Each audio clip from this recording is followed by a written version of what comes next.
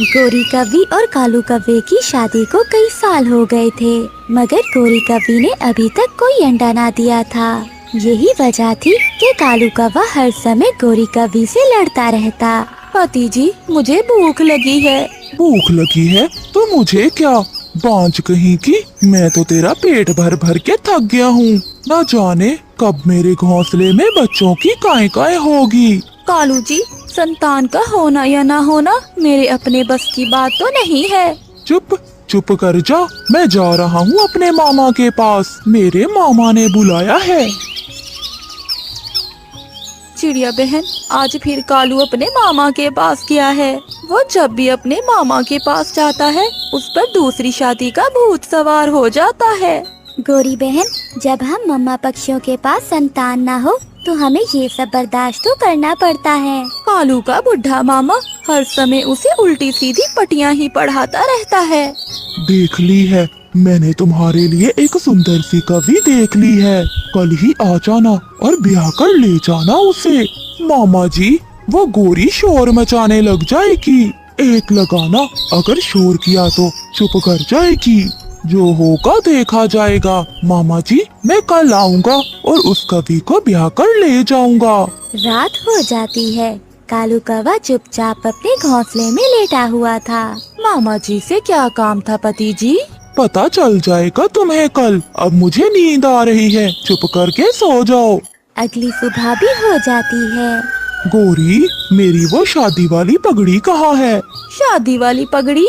कालू जी, क्या तुम दूसरी शादी कर रहे हो? तो क्या मैं तुम जैसी भैंस को मुफ्त में पालता रहूं?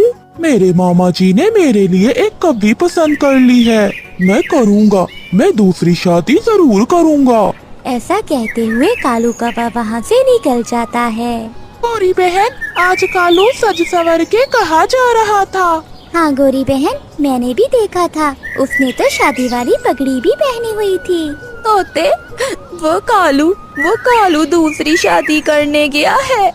मरेगा मरेगा वो बुढ़ा मामा, जिसने कालू के लिए दूसरी पत्नी ढूंढ ली है। गोरी, अब रोने धोने से कुछ नहीं होगा। जो भी होगा उसे अपने नसीब का लिखा समझकर जीना सीखो। अगर ऐसे हर समय रोती रहोगी तो तुम मर जाओगी। मामा जी, ये कवि तो बहुत सुंदर है। मैं संगीत भी बहुत अच्छा गाती हूँ, सुनाऊं? नहीं नहीं, घर जाकर सुनाना मेरे भांजे को संगीत। पति जी चले, मैं तो सुबह से आपका इंतजार कर रही हूँ। और हाँ, मेरी सौतन जी को बता दिया है ना? फिर कालू कौवा अपनी दूसरी पत्नी को साथ लेकर घर आ जाता है। कालू जी, ये कवि कौन है? रुके पति जी, मैं बताती हूँ। सौतन हूँ मैं तुम्हारी, कालू जी की दूसरी पत्नी। कालू, मैं तुम्हें कभी माफ नहीं करूँगी। जैसे तुमने मेरी जिंदगी बर्बाद की है, मैं तुम्हें और तुम्हारे बुढ़े मामा को कभी माफ नहीं करूँगी। चुप चुप कर जा, अगर ज्यादा काई काई की तो मैं तुम्हें अभी घर से निकाल दूंगा। गोरी कवि जल्दी से अपने घोंसले में लेट जाती है। उठो उठो अब यहाँ से, ये घोंसला नीली जी का है, तुम रसोई में जाकर लेटो। कालू जी, सौतन मेरी तरफ घूर घूर कर देख रही है। फिर गोरी कवि रसोई में चली जाती है और वहाँ जाकर फर्श पर ही लेट जाती है। दूसरे दिन कालू कौवा नीली चिड़िया को लेकर नदी पर जाता है। कालू जी, मेरा मिठाई खाने को दिल कर रहा है। नीली जी, मैं अभी आपके लिए मिठाई लाता हूँ। कालू कौवे के जाते ही वहाँ एक लंबी चोंच वाला कौवा आ जाता है। क्या वो कौवा हमारी जाल में फंस गया है? वो कौवा मेरे लिए मिठाई लेने गया है। तुम रात को आ जाना, मैं सारा माल इकट्ठा करके बेरी के पेड़ पर आ जाऊंगी। जाओ, अब तुम यहाँ से जाओ, वो आ रहा है। ये देखे नीली जी, मैं आपके लिए मिठाई ले आया हूँ। कालू जी, कल हमारे बच्चे भी होंगे। हमारे पास तो अपने बच्चों को देने के लिए कुछ भी नहीं है। तुम चिंता ना करो नीली, मैंने जितनी भी कमाई की है सब संभाल कर रखी हुई है। मगर कहाँ रखी है कालू जी? अलमारी में रखी हुई है मैंने सारी जिंदगी की कमाई। कालू जी, मगर उस अलमारी की चाबी कहाँ है? मेरे और तुम्हारे घोंसले के नीचे रखी हुई है। अब तुम ये मिठाई खाओ। तुम चिंता न करो, मैं बहुत अमीर हूँ। मैं उस बाज कव्वी के कारण कुछ खर्च नहीं करता था। रात हो जाती है। गोरी कव्वी रसोई में सोई हुई थी और कालू कौवा भी सो रहा था। नीली कव्वी चुपके से वो चाबियां निकाल लेती है और अलमारी खोलकर कालू कव्वे की सारी जिंदगी की कमाई एक बैग में डालकर वहाँ से भाग जाती है। बेरी के पेड़ पर उसका साथी भोला कौवा आ गया था। वो दोनों रात के अंधेरे में निकल जाते हैं। अगली सुबह भी हो जाती है। नीली, नीली, कहाँ हो तुम? अलमारी, अलमारी खुली है मेरी। मेरे पैसे, मेरी सारी कमाई भी नहीं है। गोरी, गोरी जल्दी आओ, मैं लुट गया, मैं बर्बाद हो गया। वो नीली कव्वी तो चोर निकली, वो मुझे लूट कर ले गई। फिर गोरी कव्वी भी वहाँ आ जाती है, मगर गोरी कव्वी की तो हंसी ही नहीं रुक रही थी। कालू, कालू, मैं भी कहूँ उस छोटी उम्र की कव्वी ने तुमसे शादी कैसे कर ली? मगर कालू कौवा तो रोए जा रहा था। फिर कुछ दिनों बाद गोरी कव्वी अपने घोंसले में एक अंडा दे देती है, जिसके बाद वो दोनों पति पत्नी खुशी का जीवन गुजारने लगते हैं। पागल चिड़िया, यहाँ ढेर सारा दाना है और वो दूसरे जंगल से दाना लेने जाती है। फिर गोरी कव्वी वो दाना खाने लगती है। शिकार आ गया, काली कव्वी ही सही, मांस तो मिलेगा। फिर चील रस्सी खींच लेती है और गोरी कव्वी चील के लगाए हुए जाल में फंस जाती है। भूख की सताई हुई गोरी कव्वी उड़ती जा रही थी कि रास्ते में उसे रानो चिड़िया मिलती है। चिड़िया, बहुत भूख लगी हुई है, तुम दाना कहाँ से लाई हो? गोरी बहन, अब इस जंगल में दाना तो मिलने वाला नहीं है। मैं ये दाना दूसरे जंगल से ढूंढ कर लाई हूँ। चिड़िया, दूसरा जंगल तो बहुत दूर है, मैं थक जाऊंगी जाते जाते। अगर पेट भरना है तो फिर दूसरे जंगल तो जाना ही होगा। ऐसे कहते हुए रानो चिड़िया वहाँ से चली जाती है। फिर गोरी कव्वी भी आगे बढ़ती है। थोड़ी दूर पहाड़ों के पास गोरी कव्वी को ढेर सारा दाना दिखाई देता है। खुशी खुशी गोरी कव्वी वहाँ जाती है। पागल चिड़िया, यहाँ ढेर सारा दाना है और वो दूसरे जंगल से दाना लेने जाती है। फिर गोरी कव्वी वो दाना खाने लगती है।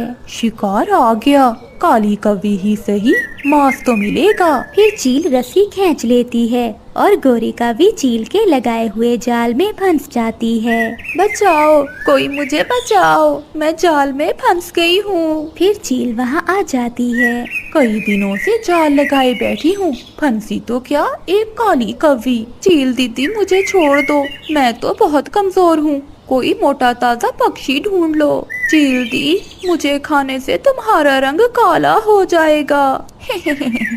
कई दिनों से भूखी हूँ और अब तुम्हें छोड़ दूँ तो मैं खाऊंगी क्या? आज तो तुम मेरा भोजन हो। फिर चील एक जगह लकड़ियाँ इकट्ठी करती है और आग जलाने लगती है। ये कमबख्त लकड़ियाँ तो गीली हैं। मैं ऐसा करती हूँ, जंगल से और लकड़ियाँ ढूंढ कर लाती हूँ और फिर बनाऊंगी इस काली कव्वी का शोरबा। चील जंगल से सूखी लकड़ियाँ लेने चली जाती है। चिड़िया, चिड़िया, गोरी अभी तक लौट कर नहीं आई कहीं से। कहीं उसे किसी ने पकड़ ना लिया हो। कालू, वो पहाड़ों की तरफ जा रही थी, वो मुझे रास्ते में मिली थी। तुम पहाड़ों की तरफ जाकर उसे ढूंढो। फिर चील भी जंगल घूमकर गोरी कव्वी का शोरबा बनाने के लिए सूखी लकड़ियाँ ले आती है। दूर से कालू कौवा गोरी कव्वी को देख लेता है। थोड़ी ही दूर चील ने भी आग जला ली थी। ये चील मेरी पत्नी का शोरबा बनाने वाली है, मुझे अपनी पत्नी को बचाना होगा।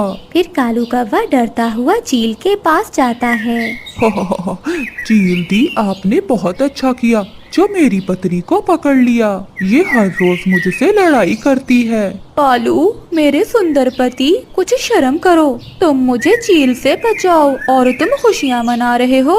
अगर अपने पति से ऐसे लड़ाइयाँ करोगी तो वो खुशी ही होगा ना तुम्हारे मरने पे। चील दी, हमारे काले कव्वों का शोरबा बनाने की एक सीक्रेट रेसिपी है। अगर आप चाहें तो मैं आपकी मदद करूं मेरी पत्नी का शोरबा बनाने में। अच्छा, ऐसी बात है तो तुम बनाओ अपनी पत्नी का शोरबा, मैं तुम्हें थोड़ा टेस्ट करवा दूंगी। चील दी, रुको रुको, अभी आप इसका शोरबा ना बनाना, मैं जल्दी से वो मसाला लेकर आता हूँ और फिर मैं खुद आपको इस गोरी की बच्ची का शोरबा बना कर दूंगा। कालू कौवा जल्दी से वहाँ से जाता है।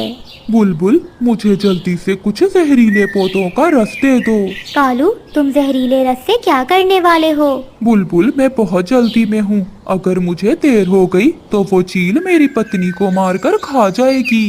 फिर कालू कौवा बुलबुल से जहरीला रस लेकर वापिस उड़ता है। कालू, मैंने कभी सोचा भी नहीं था कि तुम मेरे साथ ऐसा करोगे। मुझे तो लगा था तुम मेरे साथ हो, मगर तुम तो इस चील के साथ के बन गए हो। भूख से मर रही हूँ, मगर वो कौवे का बच्चा अभी तक नहीं आया। चील ऐसे सोच रही थी कि कालू कौवा आ जाता है। चील दी, मैं कौवा शोरबा बनाने वाला मिसाला ले आया हूँ। क्या पानी गर्म हो गया है? हाँ कौवे, पानी को उबाल आ गया है, अब जल्दी से वो मिसाला डालो। फिर कालू कौवा वो जहरीला रस पानी में मिला देता है। चील दी, रेसिपी तैयार है। मेरी पत्नी को पानी में डालने से पहले आप मिसाला चेक कर लो। फिर चील चम्मच से थोड़ा पानी लेकर उसे पीती है। जैसे ही चील वो जहरीला पानी पीती है, वो वहीं गिर जाती है और मर जाती है। ये सब देखकर गोरी कौवी बहुत खुश होती है। फिर कालू कौवा गोरी को जाल से निकालता है। कालू, मेरे सुंदर पति, तुम इतने सियाने भी हो सकते हो, मैंने तो ये कभी नहीं सोचा था। फिर कौवा और कौवी चील का दाना उठाकर अपने घर चले जाते हैं। शादी के कई महीनों बाद टूनी चिड़िया माँ बनती है। उसके अंडे से एक बहुत प्यारी बेटी बाहर आती है और वो उसका नाम गुड़िया रखती है। टूनी चिड़िया अपनी बेटी का बहुत ख्याल रखती थी। गुड़िया के कुछ मांगने से पहले ही टूनी चिड़िया उसे सब दे देती थी। टूनी चिड़िया के ज्यादा प्यार से गुड़िया बिगड़ गई थी। वो दिन भर खाती और सोती रहती थी। एक दिन वो अपनी माँ से कहती है, मम्मी कुछ खाने को दो, मुझे बहुत तेज भूख लगी है। अरे गुड़िया बेटी, मैंने अभी तो तुझे कुछ खाने को दिया था, तुझे फिर से भूख लग गई? तो रुक जा, मैं तेरे लिए गुलाब जामुन लेकर आती हूँ। क्या कहा मम्मा? गुलाब जामुन? जल्दी लेकर आओ, बहुत दिन हो गए गुलाब जामुन खाए हुए, आज तो मजा ही आ जाएगा। टूनी चिड़िया गुलाब जामुन लेने जाती है और गुलाब जामुन से भरा हुआ कटोरा लाकर वो गुड़िया के आगे रख देती है। गुलाब जामुन को देखते ही गुड़िया गुलाब जामुन पर टूट पड़ती है। मम्मा, और गुलाब जामुन है तो मुझे दे दो, मेरा पेट अभी तक नहीं भरा। बस कर जा अब गुड़िया, तूने ढेर सारे गुलाब जामुन खा लिए हैं, तेरा पेट है कि भरता नहीं। इसी तरह समय गुजरता गया। गुड़िया खाने के अलावा कोई काम ना करती थी। गुड़िया बेटी चल, आज मैं तुझे घर बनाना सिखाती हूँ। नहीं मम्मा, मुझे घर बनाने की कोई जरूरत नहीं, क्योंकि मैं आपके बनाए हुए घर में रहती हूँ। और फिर एक दिन गुड़िया की मम्मा गुड़िया से कहती है, गुड़िया बेटी चल, मैं तुझे खाना बनाना सिखाती हूँ। मम्मा, मैं खाना बनाना क्यों सीखूं? आप हैं ना, मैं आपके पंखों का बना हुआ खाना खाऊंगी। देख गुड़िया बेटी, अब तो बड़ी हो गई है और मुझे तेरी शादी की चिंता सताए जा रही है। जब पराए घर जाएगी तो कैसे घर चलाएगी? मम्मा, जब समय आएगा तो मैं देख लूंगी। जो भी होता, गुड़िया कोई काम ना करती। एक दिन गुड़िया को एक चिड़ा पसंद आ जाता है और वो अपनी माँ से कहती है, माँ, मुझे एक चिड़ा पसंद आ गया है, मैं उससे शादी करना चाहती हूँ। गुड़िया बेटी, मुझे कोई एतराज नहीं है। फिर गुड़िया की माँ गुड़िया की शादी धूमधाम से कर देती है। अपने घर जाकर गुड़िया का पति गुड़िया से कहता है, गुड़िया, तुम जल्दी से खाना बना लो, मैं बाहर से लकड़ियाँ लेकर आता हूँ। गुड़िया का पति जंगल से लकड़ियाँ लेने चला जाता है। गुड़िया को तो खाना बनाना नहीं आता था। वो अपनी माँ को फोन करती है, गुड़िया बेटी तू ठीक तो है ना? हाँ माँ, मैं ठीक हूँ। मुझे जल्दी जल्दी से बताएं कि आलू मटर की सब्जी कैसे बनती है। गुड़िया की माँ ये सुनकर कहती है, अब पता चला ना, जब मैं कहती थी कि खाना बनाना सीख लो तो मेरी सुनी अनसुनी कर देती थी। फिर गुड़िया अपनी माँ से पूछ कर खाना बनाती है। अरे गुड़िया, ये कैसी हंडिया बनाई है तूने? इसका तो कोई स्वाद ही नहीं है। आप चिंता न करें, मैं आहिस्ता आहिस्ता सब सीख जाऊंगी। गुड़िया को सब कामों में बहुत दिक्कत होती थी। गुड़िया अब उस वक़्त को पछता रही थी जब उसकी माँ काम करती और वो सोई रहती थी। कुछ दिनों बाद गुड़िया अंडा देने वाली होती है और वो अपने पति से कहती है, पति जी, मैं अपनी माँ के घर जाना चाहती हूँ और मैं अपनी माँ से सीख लूंगी कि बच्चे को कैसे पालते हैं। गुड़िया का पति मान जाता है और गुड़िया अपनी माँ के घर चली जाती है। माँ, जब तक मैं अंडा नहीं दे देती मैं आपसे घर के सारे काम सीखूंगी, क्योंकि मुझे पता चल गया है कि एक बेटी पक्षी के लिए काम सीखना कितना जरूरी है। तो फिर चल आज दाल बनाना सीखते हैं। फिर मामा चिड़िया अपनी बेटी को दाल बनाना सिखाती है, उसे सब्जी बनाना सिखाती है और फिर वो अपनी बेटी को घर बनाना भी सिखाती है। और फिर कुछ दिनों बाद गुड़िया एक अंडा देती है। उस अंडे में से एक प्यारी सी बेटी बाहर निकलती है। देखो गुड़िया बेटी, क्या तुम चाहोगी कि तुम्हारी बेटी अब कोई काम ना करे और कोई काम भी ना सीखे, जैसे तुझे शादी के बाद परेशानी हुई इसे भी हो? नहीं माँ, जो गलतियाँ मुझसे हुई हैं मैं वो अब क्यों कर दोहराऊंगी। मैं अपनी बेटी को सारे काम सिखाऊंगी ताकि कल जाकर इसे कोई परेशानी ना हो। फिर वो दोनों माँ बेटी हंसने लगती हैं। गुड़िया अपनी बेटी को लेकर अपने घर आ जाती है। प्यारे दोस्तों, इस कहानी को लाइक, चैनल को सब्सक्राइब और अपने दोस्तों के साथ शेयर करना मत भूलिएगा। आपका धन्यवाद। दूर किसी जंगल में गुड़िया अपनी मम्मा रानू चिड़िया के साथ रहती थी। गुड़िया के मामा बाबा उससे बहुत प्यार करते थे।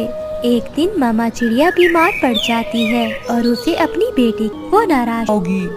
नहीं, आप मुझसे वादा करें कि मेरे मरने के बाद आप दूसरी शादी नहीं करेंगे। मैं वादा करता हूँ मैं दूसरी शादी कभी नहीं करूँगा। कुछ दिन ऐसे ही गुजर जाते हैं। गुड़िया की मम्मा की तबीयत और भी बिगड़ गई थी और एक दिन वो मर जाती है। गुड़िया अपनी माँ से लिपटकर बहुत रोती है।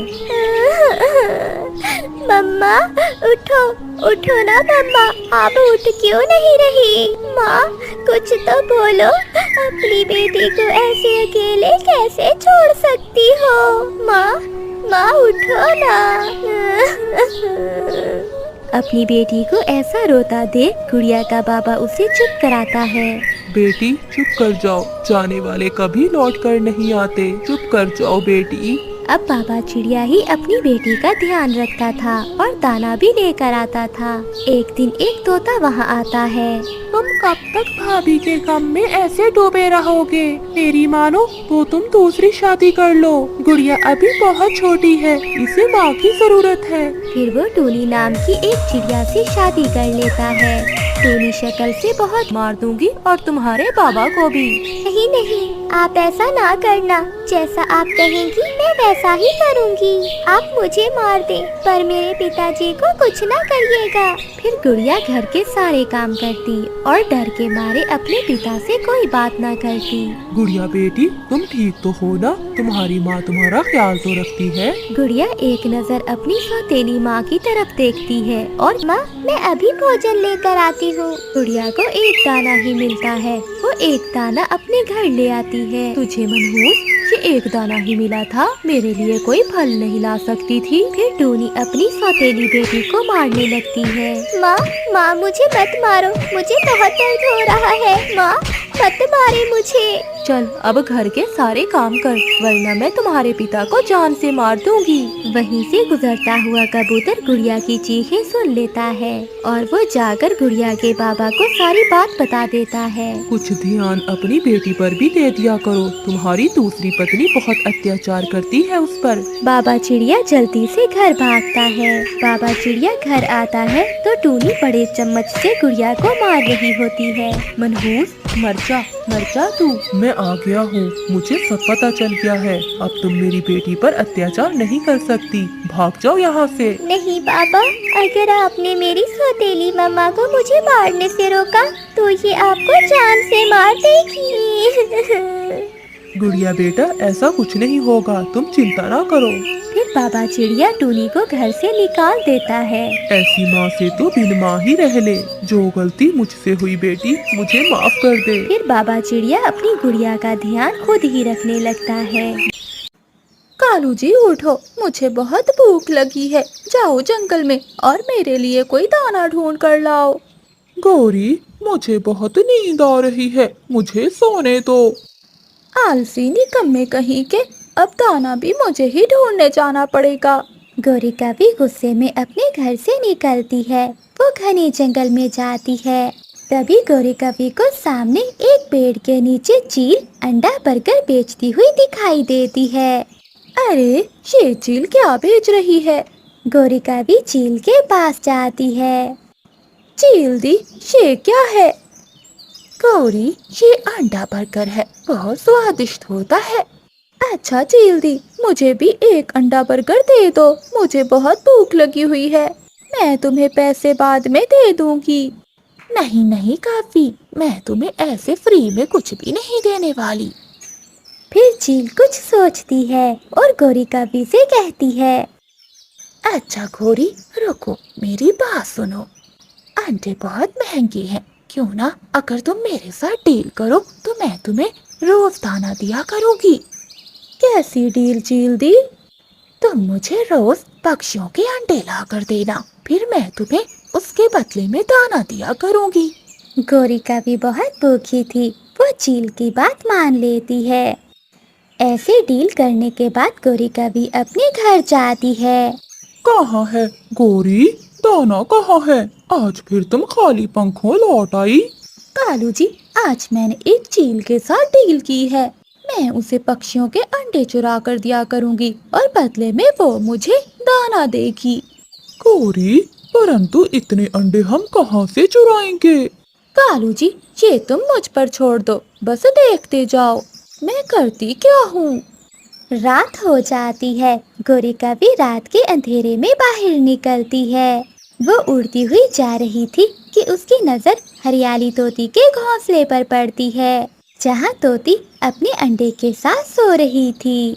गोरिका भी तुरंत हरियाली तोती के घोंसले के पास जाती है। जैसे ही तोती करवट लेती है तो गोरिका भी अंडा चुरा कर वहाँ से भाग जाती है। सुबह हो जाती है। हरियाली तोती शोर मचा रही थी। अंडा, मेरा अंडा कोई चुरा कर ले गया।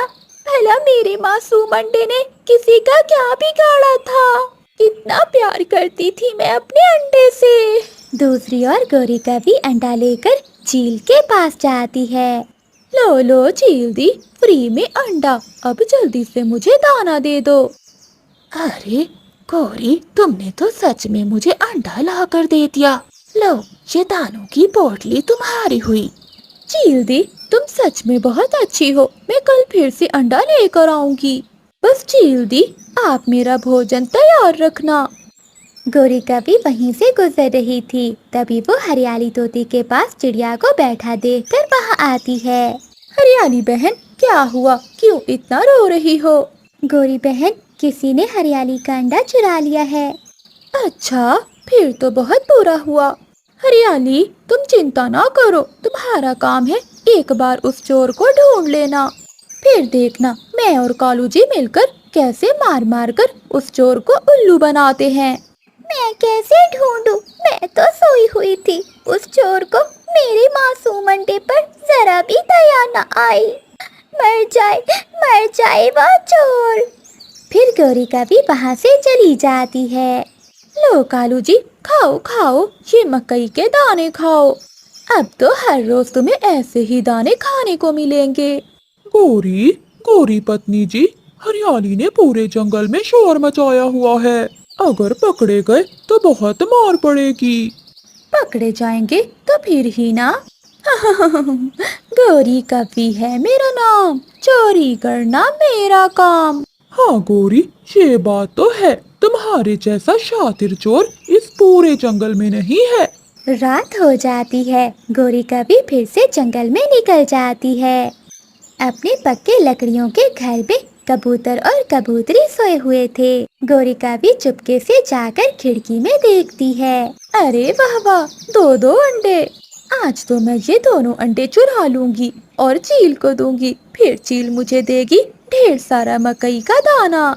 ऐसा सोचते हुए गोरिका भी खिड़की के रास्ते अंदर आ जाती है।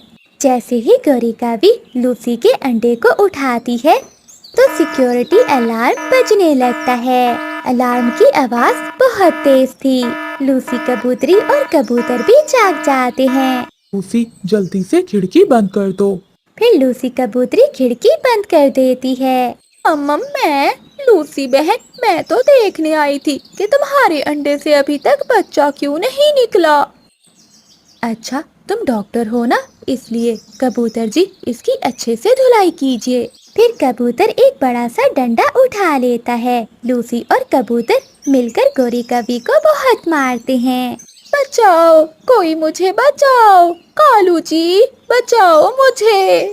अरे ये तो गोरी की आवाज है, लगता है गोरी पकड़ी गई।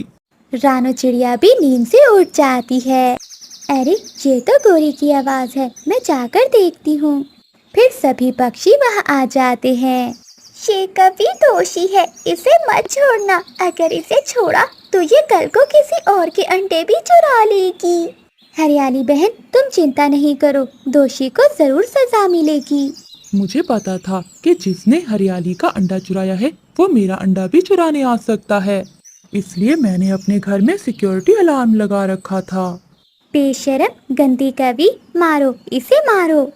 फिर वो सभी पक्षी गोरी कवि को मार मार कर उसके पंख तोड़ देते हैं और उसे उठाकर बाहर फेंक देते हैं। ऐसे गोरी कवि को उसके किए की सजा मिलती है। पहाड़ों वाले जंगल में चील की मकई की फसल तैयार थी। उसे फसल की कटाई करनी थी, इसलिए वो जंगल में अपनी पुरानी दोस्त चिड़िया के पास जाती है। चिड़िया, मेरी मकई की फसल तैयार है। अगर तुम मेरी मकई की कटाई में मदद करो तो मैं तुम्हें एक पूरी गठरी मकई की दूंगी। चील दी, मुझे और क्या चाहिए, मैं सुबह ही आकर आपके खेत में मकई की कटाई शुरू कर दूंगी। ठीक है चिड़िया, अगर कोई और पक्षी आना चाहे तो उसे भी साथ ले आना। ठीक है चील दी। फिर चील वहाँ से चली जाती है और रानू चिड़िया भी अपने दोस्तों के पास जाती है। मिठू और कबूतर भैया, कल हमें चील की फसल की कटाई करने जाना है। उसने कहा है कि बदले में वो हमें पूरी गठरी मकई की देगी।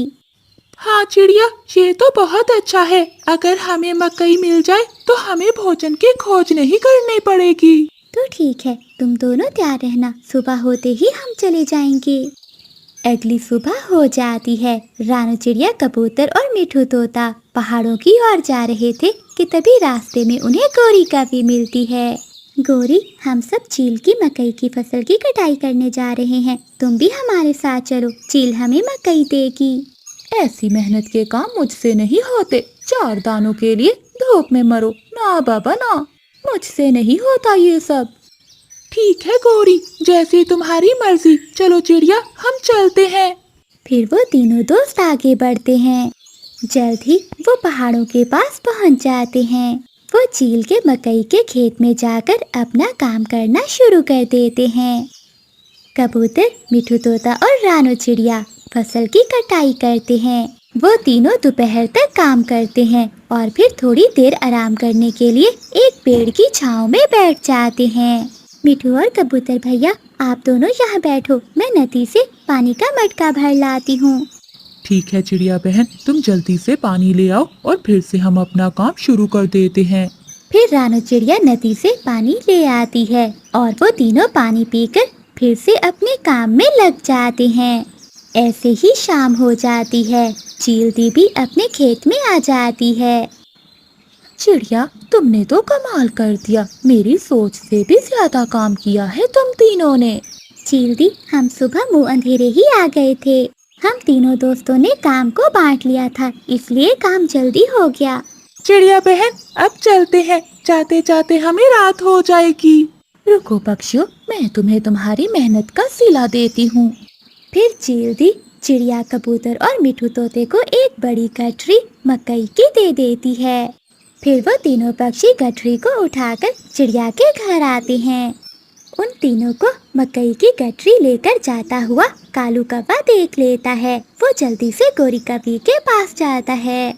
गोरी, गोरी, पता है तुम्हें कि वो चिड़िया अभी पूरी बड़ी गठरी मकई की अपने घर में लेकर गई है। कालू जी, मुझे मालूम है, वो तीनों दोस्त आज चील की मकई की फसल की कटाई करने गए थे। गोरी, वो मकई की गठरी चिड़िया के घर में है। कालू जी, फिर तो आज बहुत मजा आने वाला है, क्योंकि हम रात को उसका सारा दाना चुरा लेंगे। ये सुनकर कालू कौवा भी हंसने लग जाता है। थोड़ी देर बाद आसमान पर गहरे बादल छा जाते हैं और तेज बारिश शुरू हो जाती है। मिठू और कबूतर भैया, रात बहुत हो गई है और बहुत तेज बारिश भी हो रही है। आज की रात आप दोनों यहीं रुक जाएं। सुबह होते ही आप दोनों अपना अपना दाना लेकर अपने घर चले जाना। हाँ चिड़िया बहन, तुम ठीक कहती हो। ऐसी बारिश में भला हम घर कैसे जाएंगे? हाँ मिठू, तुम ठीक कह रही हो। अगर ऐसी बारिश में गए तो हमारा दाना खराब हो जाएगा। हम सुबह होते अपना अपना हिस्सा लेकर चले जाएंगे। फिर वो तीनों दोस्त सो जाते हैं। ऐसी तेज बारिश में भी वो कौवे चोरी करने से रुकते नहीं हैं। वो तेज बारिश में रानू चिड़िया के घर की तरफ आते हैं। वो दोनों कौवे चिड़िया के घर के बाहर आकर बैठ जाते हैं। गौरी, मैं जाता हूँ और चिड़िया की पूरी गठरी उठा कर लाता हूँ। कालू, सुबह उठकर वो तीनों दोस्त बहुत रोएंगे। फिर कालू कौवा रानू चिड़िया के घर में घुस जाता है। वो मकई की पूरी गठरी उठाकर वहाँ से भाग जाता है। कालू कौवा जैसे ही चिड़िया के घर से बाहर निकलता है तो बारिश के पानी से वो गठरी बहुत भारी हो जाती है। कालू कौवा उसे उठा नहीं पाता और गठरी पेड़ के नीचे गिर जाती है। कालू जी, अब क्या करें? इसे उठाकर लेकर जाना तो बहुत मुश्किल है। आइडिया, मेरे पास एक आइडिया है। कालू जी, कौन सा आइडिया? जल्दी बताओ। गौरी, तुम यहीं गठरी के पास बैठो और मैं अभी अपने मामा को बुला कर लाता हूँ। फिर हम तीनों मिलकर ये गठरी उठाकर ले जाएंगे। कालू जी, ध्यान से जाना। फिर कालू कौवा वहाँ से उड़ता है और अपने मामा जी के पास जाता है। कालू कौवा अपने मामा के घर के दरवाजे पर जाकर दस्तक देता है। मुझे तुम इस समय खैर तो है, ऐसी बारिश में कैसे आना हुआ? मामा जी, मैंने चिड़िया के घर से पूरी मकई की गठरी चुरा ली है, परंतु वो बारिश के पानी से बहुत भारी हो गई है। मेरी मदद करो, उसे उठाने में मेरी मदद करो। हो, मेरा भांजा तो मुझसे भी बड़ा चोर है। इतनी तेज बारिश में भी चोरियां करने से नहीं रुकता। फिर कालू का मामा कालू के साथ वहाँ आता है। मामा जी, शुक्र है आप आ गए। अब ये गठरी उठाना आसान होगी। मैं तो ये अकेला ही उठा सकता हूँ। मामा जी ने इतना कहा ही था कि आसमान से एक तेज बिजली नीचे उन कौवों पर आकर गिरती है और वो तीनों कौवे वहीं मर जाते हैं और वो मकई की गठरी वहीं पड़ी थी। बादल की जोरदार गरज से वो तीनों दोस्त उठ जाते हैं। चिड़िया बहन, हमारी मकई की गठरी कहाँ है? वो तो यहाँ नहीं है। फिर रानू चिड़िया खिड़की के पास जाकर देखती है। दोस्तों, वो देखो, बाहर पेड़ के नीचे हमारी गठरी भी है और साथ में कौवे भी मरे हुए हैं। फिर मिठू, तोता, कबूतर और चिड़िया बाहर कौवों के पास जाते हैं। मिठू और कबूतर भैया, इन कौवों को चोरी की बहुत बड़ी सजा मिली है। ये कहते हुए चिड़िया की आंखों में आंसू आ जाते हैं। हाँ चिड़िया, मुझे भी ये देखकर बहुत दुख हुआ है। अगर ये कौवे हमसे मांग लेते तो हमने कौन सा इन्हें मना करना था, मगर ये कौवे अपने ही खोदे हुए खड्डे में गिरकर मर गए। प्यारे दोस्तों, लालच में आकर कभी भी कोई ऐसा काम ना करें जो आपको बुराई की ओर ले जाए। गोरी कभी अपने ससुराल में बहुत सारे सपने सजा कर आई थी। सोचा था कि उसके पति की नौकरी है और अच्छा घर है। जो तंगी उसे अपनी माँ के घर में मिली थी वो उसे अब ससुराल में नहीं मिलेगी। अब उसने सोच लिया था कि वो ससुराल में राज करेगी। कुछ दिन तो अच्छे बीत जाते हैं, मगर एक दिन कालू कौवे की नौकरी छूट जाती है।